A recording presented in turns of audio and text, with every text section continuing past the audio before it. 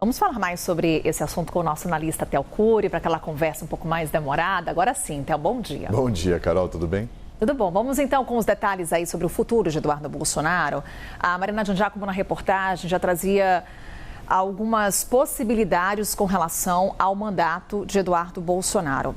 Uma tem um processo de cassação que foi aberto na Comissão de Conselho de Ética, perdão, Conselho de Ética da Câmara dos Deputados. E também um outro caminho que pode resultar também na perda de mandato de Eduardo é por conta das faltas, já que ele está nos Estados Unidos. Teve essa estratégia por parte da oposição, de seus aliados, de que ele se tornasse líder da minoria. Isso foi barrado por Hugo Mota, como inclusive trouxemos ontem aqui no Novo Dia. A questão é o que a gente pode esperar então do futuro político de Eduardo Bolsonaro aqui no Brasil. Vamos lá.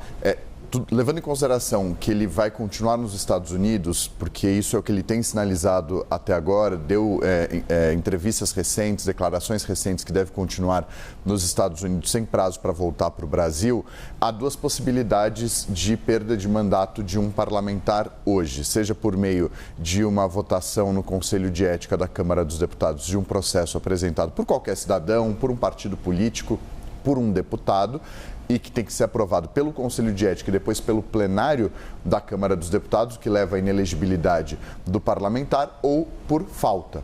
Assim como a gente deu o exemplo ontem de um estudante que está na faculdade e tem, ou na escola, e que tem um limite de faltas por ano e bomba na matéria, reprova na matéria, se atingir esse limite. Então, há esses dois caminhos. A perda do mandato por faltas não implica na inelegibilidade, diferentemente do processo de cassação. A apuração minha e da Larissa Rodrigues, analista de política aqui da CNN, é a seguinte: a avaliação dos parlamentares que fazem parte do Conselho de Ética é de que, eventualmente, pode ser aprovado, sim, a perda do mandato dele, a cassação do mandato dele no Conselho de Ética, mas que não teria força suficiente para ser aprovado no plenário, que precisa referendar a decisão do Conselho de Ética. Então, eles veem, é um caso muito parecido com o de Brazão, Chiquinho Brazão.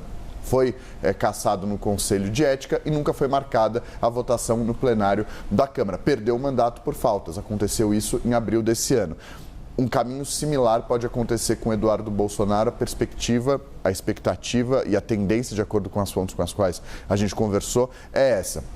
Mas a contagem das faltas, esse balanço da presença dos parlamentares, acontece formalmente em março do ano seguinte. Então, acontece no começo de março de 2026, a contagem da presença dos parlamentares durante o ano de 2025. Então, essa avaliação começaria somente em março do ano que vem, se o Eduardo Bolsonaro continuar nos Estados Unidos e continuar faltando. Há 23 faltas dele até o momento. A Larissa pegou isso no site da Câmara dos Deputados, essa contagem até o momento. Só que esse balanço é fechado mesmo em março do ano seguinte, em março do ano que vem. E a expectativa de quem acompanha processos como esse é a seguinte: deve demorar cerca de um mês para a Câmara, por meio da mesa diretora, apresentar essas faltas, ser sorteado um relator na mesa diretora e esse relator apresentar o parecer dele. Esse parecer é analisado pelo Hugo Mota e o Hugo Mota toma a decisão,